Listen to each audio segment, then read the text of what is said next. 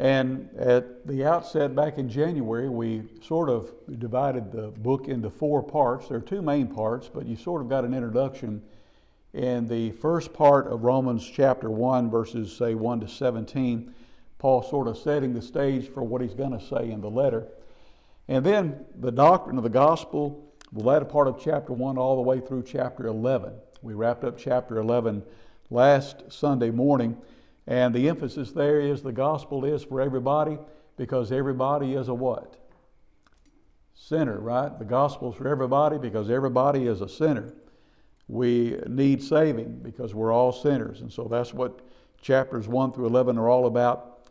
And when we come now to chapter 12, this is the application of what has been taught in chapters 1 through 11. In our Bible classes and in our sermons, we do our utmost to not only teach the truth of the passage, but we, along with that, want to see what does this mean for us. We don't want to just expose verses and take them apart and put them back together without saying, what's the application? What does this mean for me and for you? And that's what the latter part of Romans, the book of Romans, is all about. Somebody said that the book of Romans is 2-dimensional. You have a vertical dimension and you have a horizontal dimension. Chapters 1 through 11 you might call the vertical dimension, God's truth coming down to man.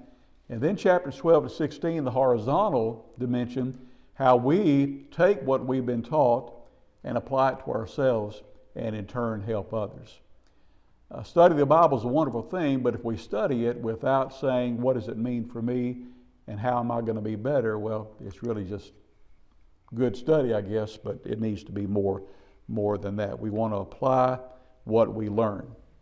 Chapters 1 through 11, I'm telling you what the truth is. Chapters 12 to 16, now do it. Okay, do it, live it. And that's where we are now.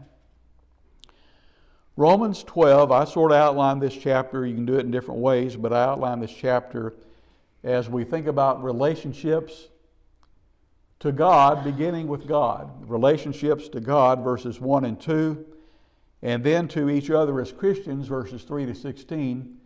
And then the end of the chapter, we even have responsibility to maintain relationships to our enemies.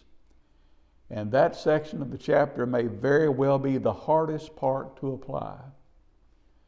To God, to other Christians, and then finally in chapter 12, we have a responsibility toward our enemies. Okay, and we'll get to that not today, but in a couple of weeks. Adam, if you will, read for us Romans 12, 1 to 3, first of all. Romans 12, 1 to 3.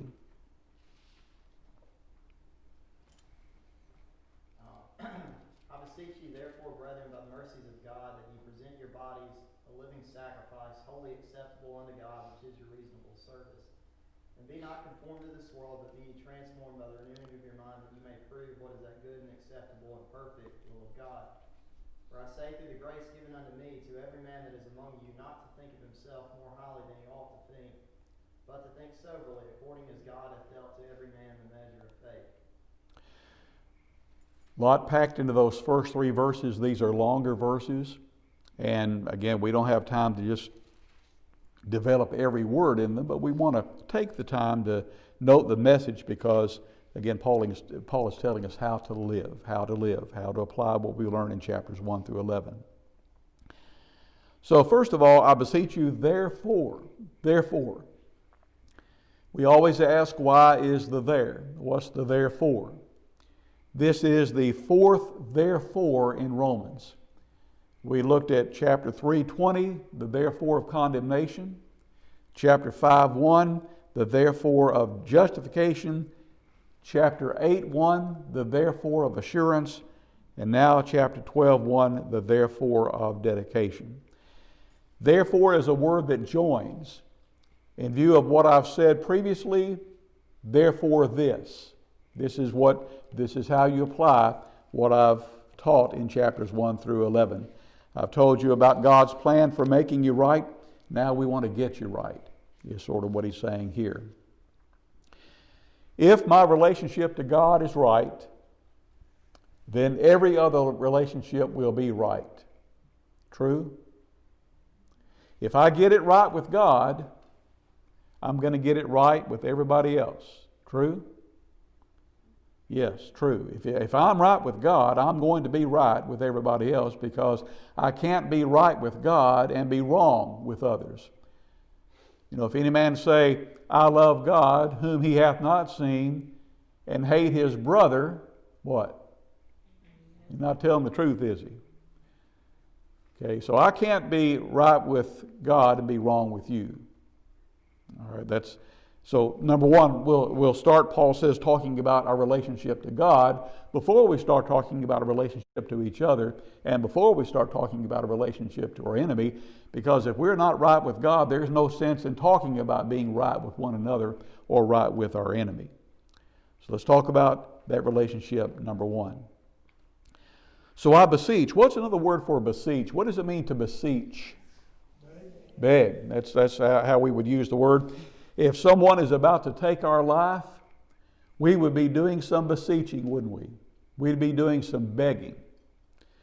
Paul says, I'm not too proud to beg. Okay? If it takes me getting on my knees and begging you to straighten your life up, I'll be glad to do that. I'm begging you.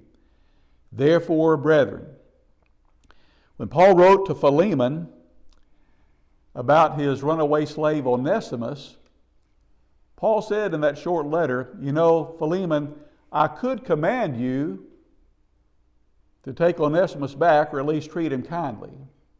I could command you. I have the right to command you, but instead I'm going to what? Beg. I'm begging you. I could lay it on the line, but I'd rather approach it pleading with you, begging you, treat the man right, treat Onesimus right. So that's what he's doing here. I could just point my finger and pound my fist, but I'm going to instead beg. I'm begging you. I'm imploring you. And I'm doing this by the mercies of God. This isn't from me. I didn't devise the plan to save you or to get you right. I'm doing this because of God's mercy. The mercies of God. In light of what God has done for you, here's how you're to respond to Him, he's saying. I'm begging you by God's mercies that you do something with your bodies, that you present your bodies a living sacrifice.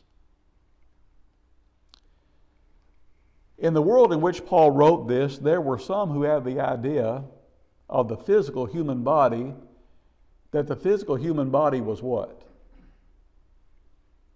Evil. It was bad. The flesh was inherently bad. And that led to two extremes, as Adam has taught us in the religious history class. There were those, on the one hand, if the body is inherently bad, then we'll deprive the body. We'll go off and live in a cave somewhere. We'll resort to asceticism. We'll just starve ourselves to death, so to speak. On the other hand, there were those who said, well, if the body is bad, you might as well what? Enjoy it. Live it up. Do as you please. And of course, neither was the truth. There's nothing inherently wrong in the fleshly body. God made it. God gave Adam a body out of dust, and everything God does is good. So there's nothing wrong with the flesh, the physical flesh we're talking about here. In fact, we are to present or consecrate our bodies to God. We're to use our physical bodies not for sinful pleasure, but for the glory of God. Look at a parallel passage in 1 Corinthians 6, 19 and 20. 1 Corinthians chapter 6, 19 and 20.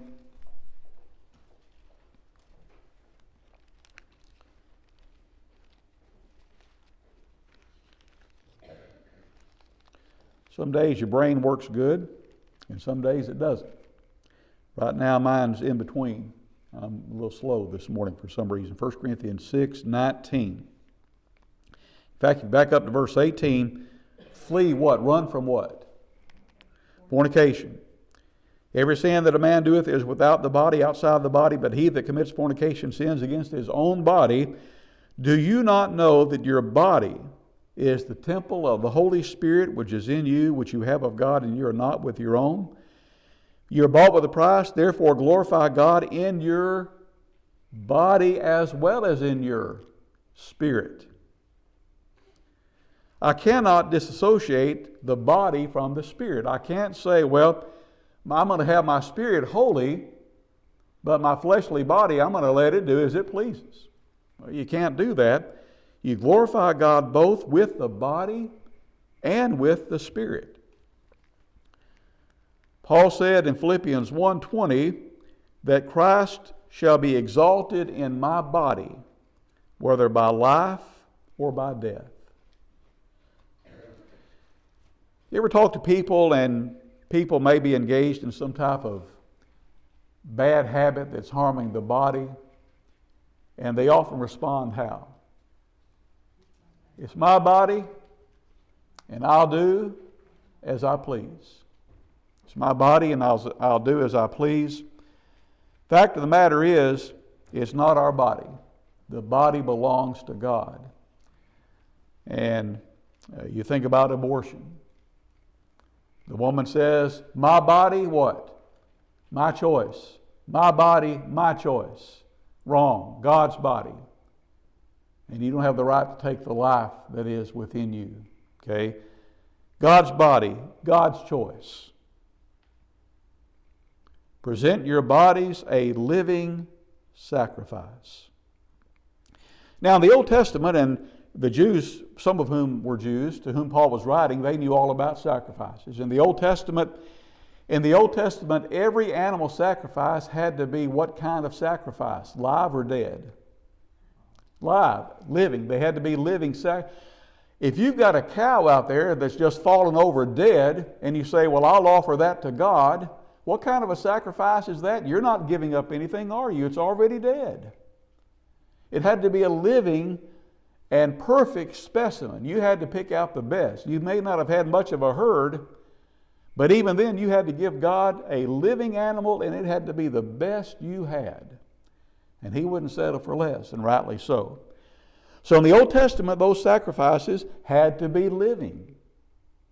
We are living. Right now we are living in this world.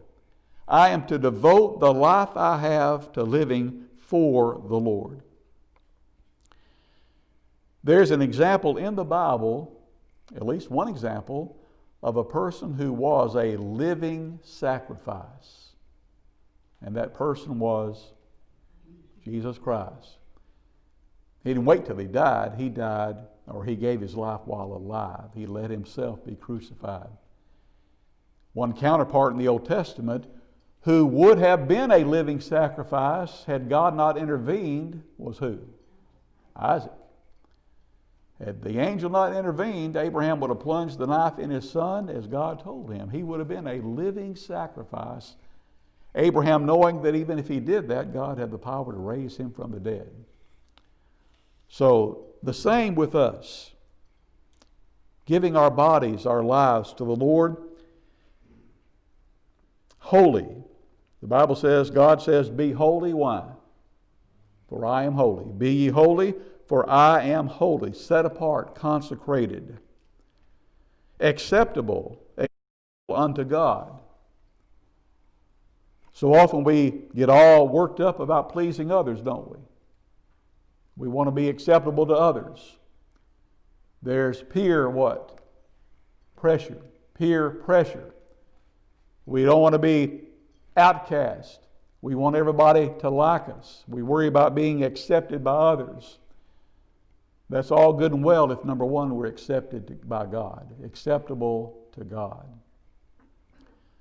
Who was it in the Old Testament who brought a sacrifice to God that was not acceptable, but his brother's was? Cain's. Cain brought a sacrifice to God, and God said no. God rejected that sacrifice, evidently because Cain brought what he wanted instead of what God stipulated. And for good reason, God said, no, your sacrifice is not accepted. I reject it.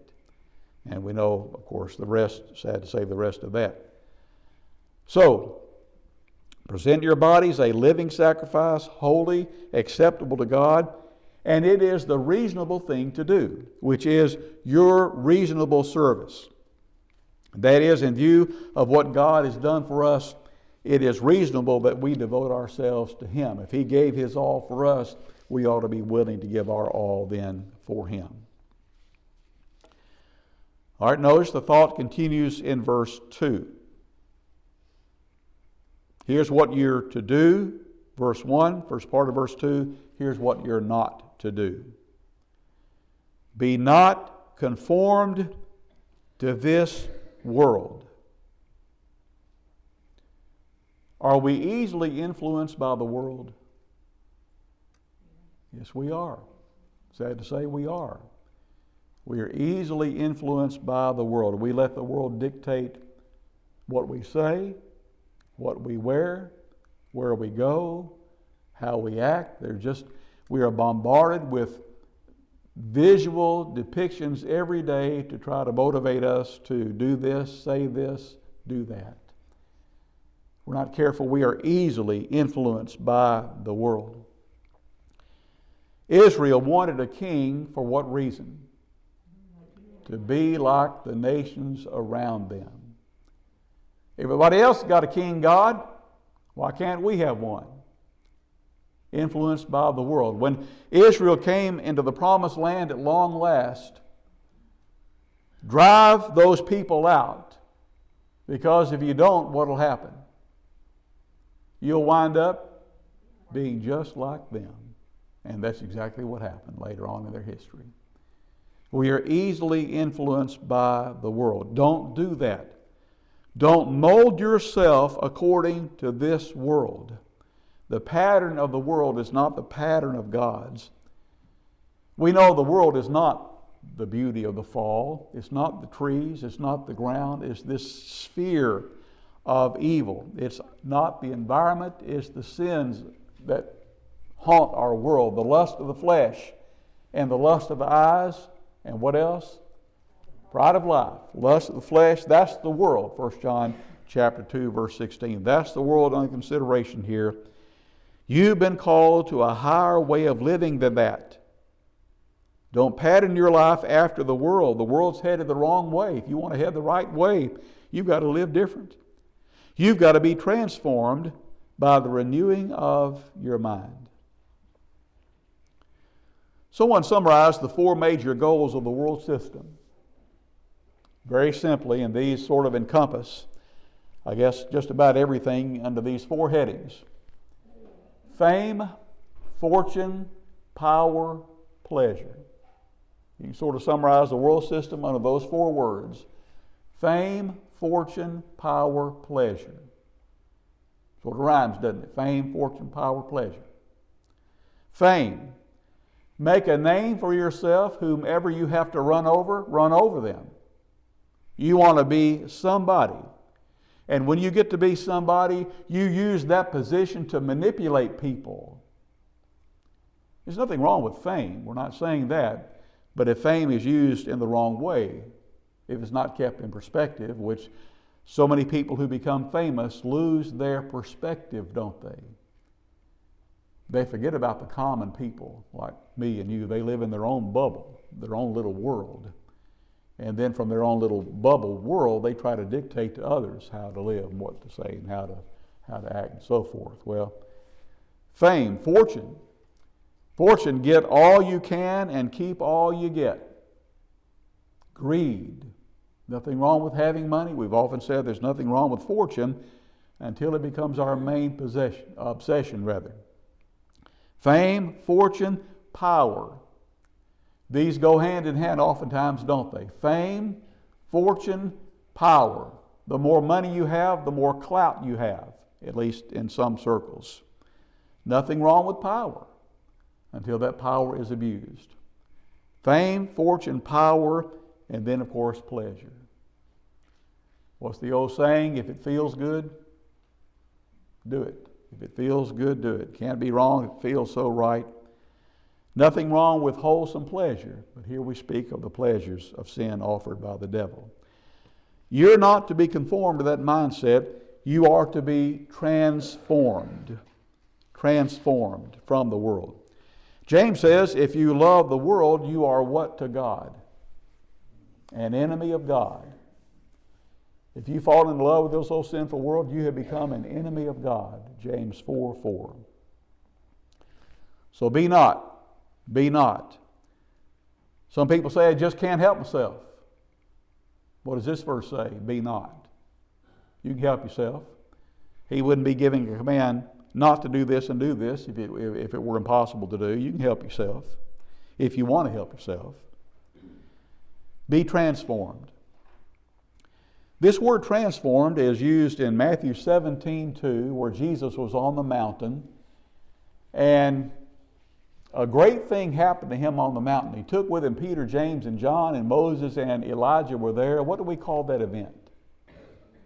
The Transfiguration. Okay? Transformed.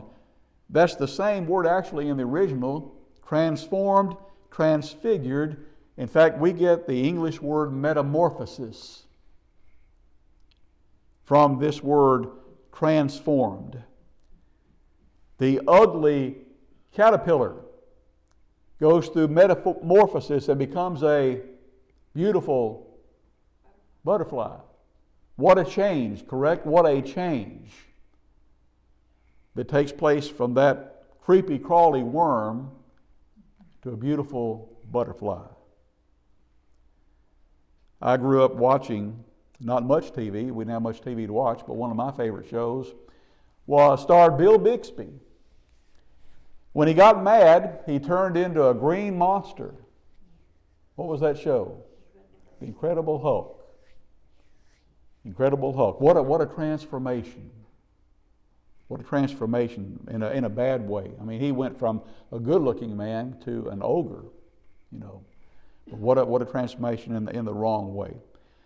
We are to be transformed by the renewing of your mind. This is how I changed my life. I changed my life by starting with what?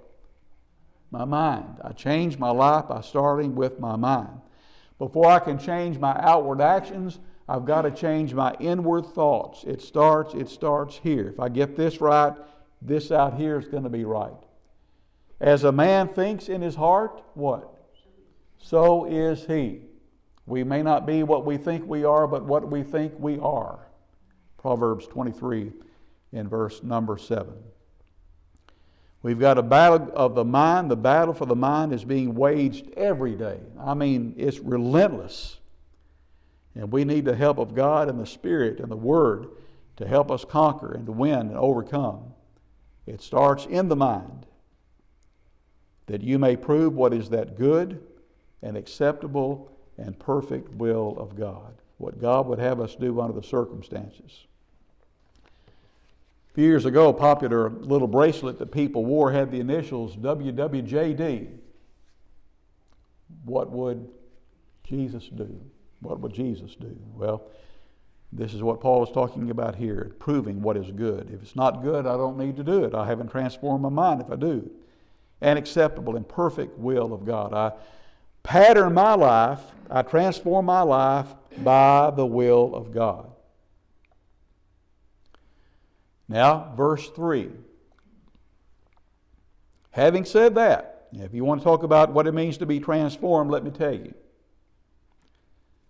For I say, through the grace given to me, that is, the apostleship that God gave me, I'm writing this, but at the dictation of God. Through the grace given unto me, to every man that is among you. We talked about renewing your mind. Well, here's sort of where it starts. Do not think of yourself more highly than you ought to think. Not to think of himself more highly than he ought to think. This is a condemnation of what? Pride, arrogance, egotism, conceit, you name it. Now, we are often people of extremes. Sometimes we are guilty of overrating ourselves, what he's talking about here. But sometimes there are people who are guilty of underrating themselves, which would be the other extreme. Most of us don't have a problem with underrating ourselves, but there are some folks who think they are no more than a low-life worm, just not even worthy to be squashed. And woe is me, I'm a nobody, I'm a nothing. Well, the Bible teaches we are to have some measure of self-worth. Remember, Jesus said, the fellow came up and said, what do I need to do to go to heaven? Jesus said, love God with all your heart, soul, mind, and strength. Second, love your neighbor what? As yourself. You're supposed to have some love for yourself. And this verse, do not think more highly than you ought to think. Well, that tells us that to some degree you should think of yourself, correct? You should have some self-worth about you. God made you. God made me in His image. He would not have done that if we are no more than a low-life worm not worthy to be squashed. So we don't want to be guilty of underrating ourselves, but most of us don't have that problem. The problem he addresses here is overrating ourselves, thinking more highly of ourselves than we ought to think. There are some folks, and I'm sure you've met some of them. Being a preacher, I've met many of them. Sad to say, some in my category, who think they are God's gift to this world, who wonder how on earth God ever made it before they came along. You may think I'm being facetious by saying that, but I'm not much. I'm not much at all. I mean, they are into themselves. And I try to shy away from people like that. Don't think of yourselves too highly. I read these words from a poet. You know, whenever we get the big head, he sort of keeps us or brings us down with these words. He says this: sometime when you're feeling important, sometime when your ego is way up, sometime when you take it for granted that you're the prize-winning pup, sometime when you feel that your absence would leave an unfillable hole, just follow these simple instructions and see how it humbles your soul. Take a bucket and fill it with water. Put your hand in it up to the wrist.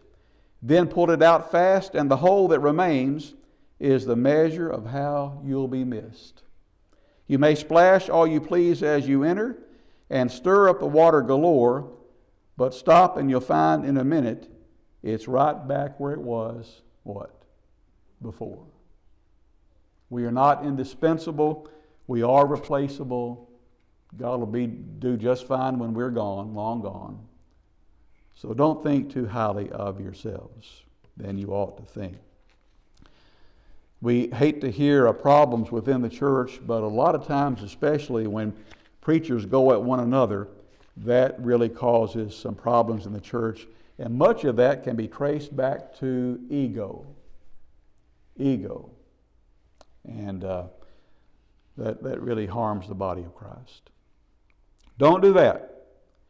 Instead, you are to think soberly. Verse 3. We're back in Romans 12:3. Don't think of yourself more highly than you ought to think, but think soberly. Sound mind. Be in your right mind. If I'm intoxicated with alcoholic beverages, I am not sober. I'm not in my right mind, and I will do things I would never dream of doing while sober. If I think of myself more highly than I should think, I am not thinking soberly. Just like that drunk, intoxicated, I'm intoxicated with myself. I am not of sound mind if I have an ego problem. Soberly. Now, in the context of the first century, a lot of these Christians started thinking of themselves, overrating themselves when it came to miraculous gifts. They did not have a completed Bible then like we have today, so they needed miraculous gifts until the completed Bible was given. And so there were some who for some reason thought that some miraculous gifts were better than others. The church at Corinth in particular had this problem that Paul addressed. And the one gift that they coveted above all was the gift of what? Speaking in tongues. If I hadn't read the book, I would have thought the gift that one would cherish above others would be the ability to heal people. That would be, if I were to covet a gift, that would be what I would want, to make people better. Okay? That wasn't, for whatever reason, that wasn't there. They just had the idea that if you could speak in foreign languages you never studied, that was the prize gift. And those who could do that put themselves on a pedestal and looked down on those who could not. And you got jealousy and envy in that congregation. Paul wrote to address that and rebuke them for that. So, don't think soberly, according as God has dealt to every man the measure of faith. Again, this may be a reference to here miraculous gifts that he gave in first century times. Tools, spiritual gifts were tools to build with and not to fight with. In God's wisdom, he did not give one person all the gifts. Can you imagine what an ego trip that would have been?